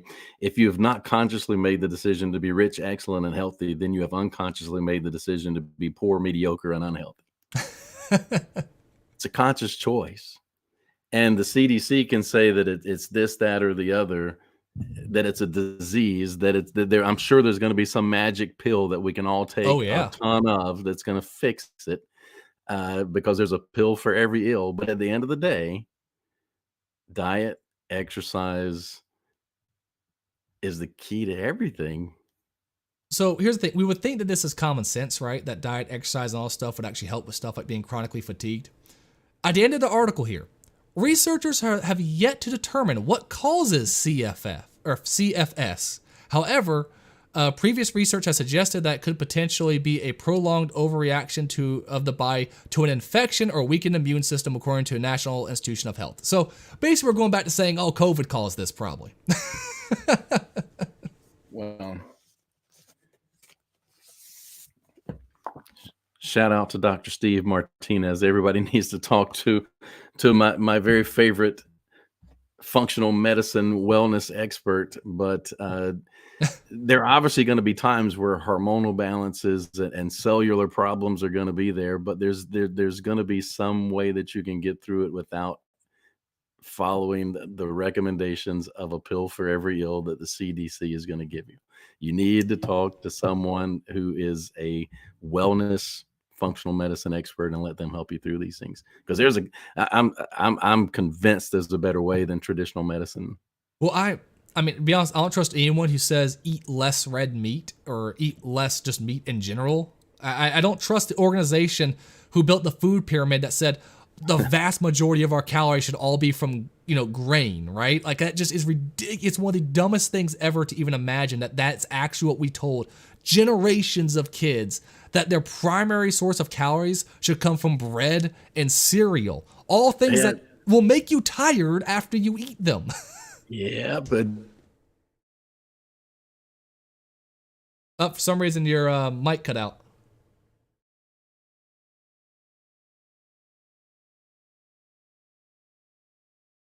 Are you there? Huh. I wonder what it was. But I mean, the thing is that like, what, you got it? I hear you now, I think. how about now? Yep. All right, cool. So what were you saying? I don't even remember. The whole mic cutting out thing really threw me there. We were oh, I was talking about the sugar imbalances and things, but you said that they put bread at the base of the pyramid. That's what you're supposed to eat the most of, and now it's like, hey, the whiter the bread, the sooner you're dead.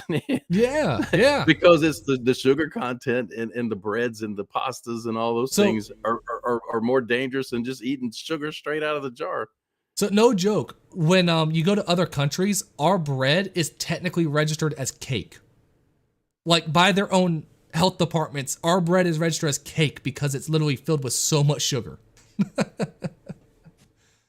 And the thing is, when you look at like the food pyramid, of course, the entire thing is designed to make you think that meat is bad. Like they have like, a little bit of meat up here and that's kind of all you really need, but like vegetables and fruits and then, tons of carbs. And again, vegetables, fruits, I 100% think they're good, but even they are not nearly as good as they once were, right? The more we have, gone through basically the eugenics of growing fruit, we've made them larger but less nutritious because now they're filled with even more sugar than they ever were before.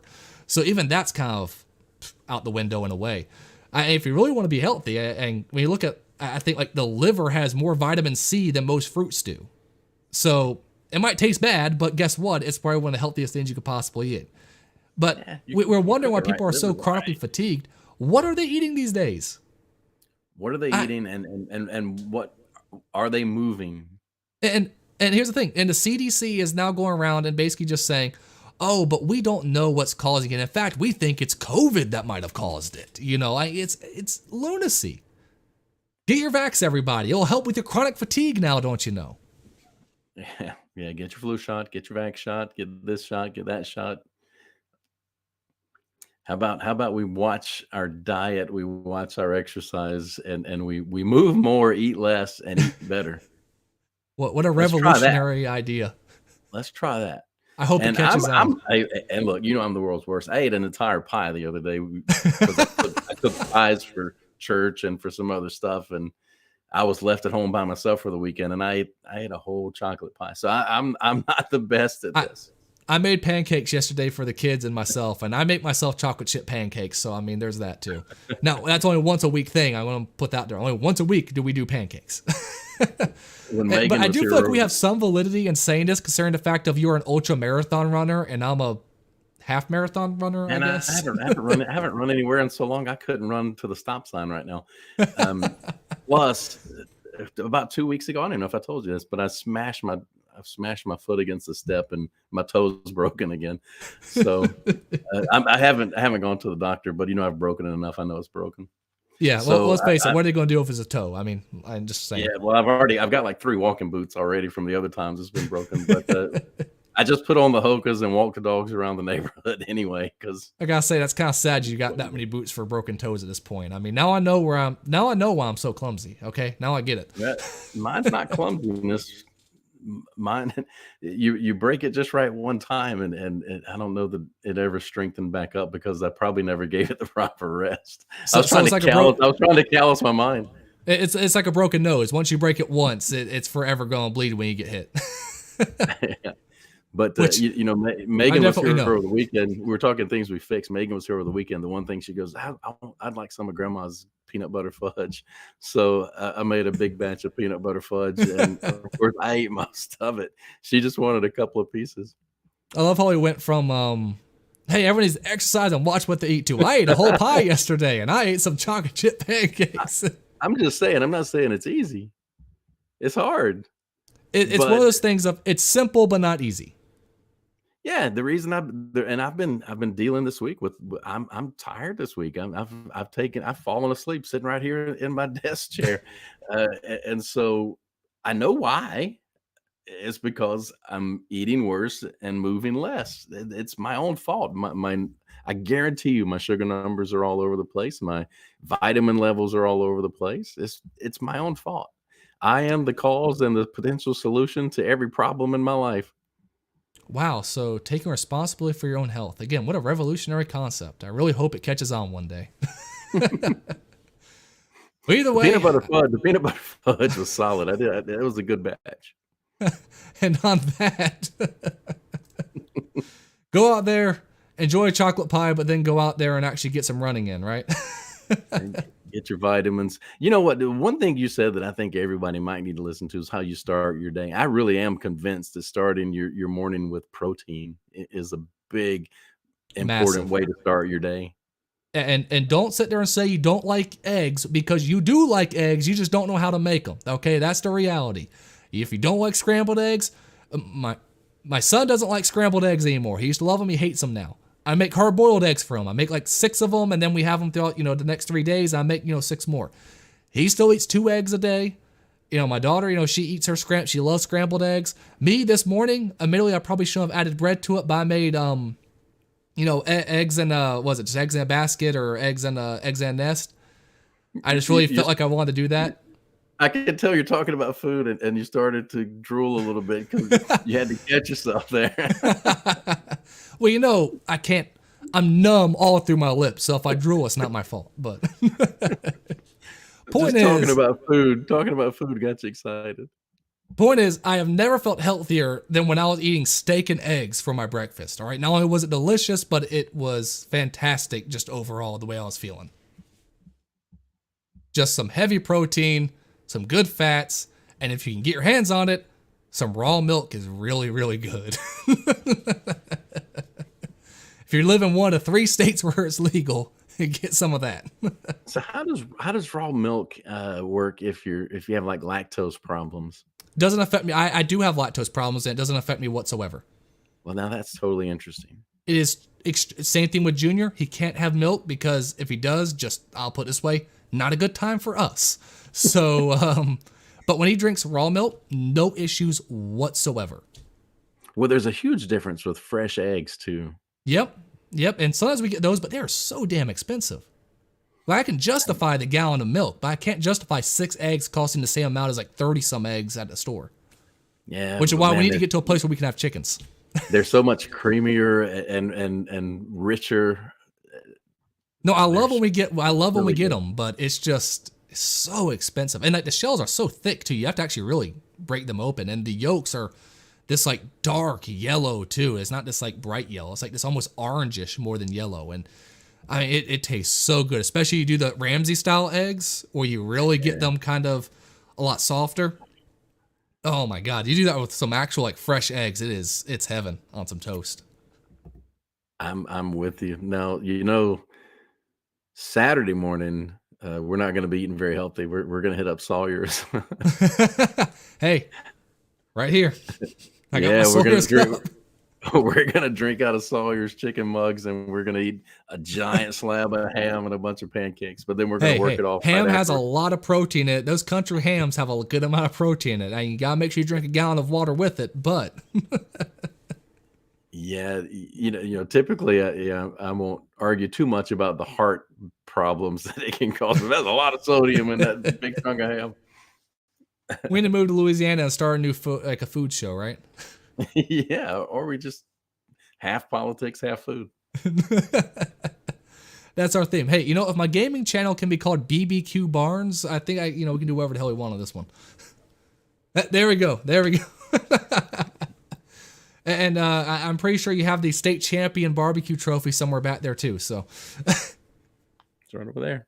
It's off camera, but it's right over there. Oh, all right. Well, I think on that note, we'll go ahead and call it quits because it's 11 o'clock now. But thanks for watching, everybody, and we'll probably be back next Wednesday.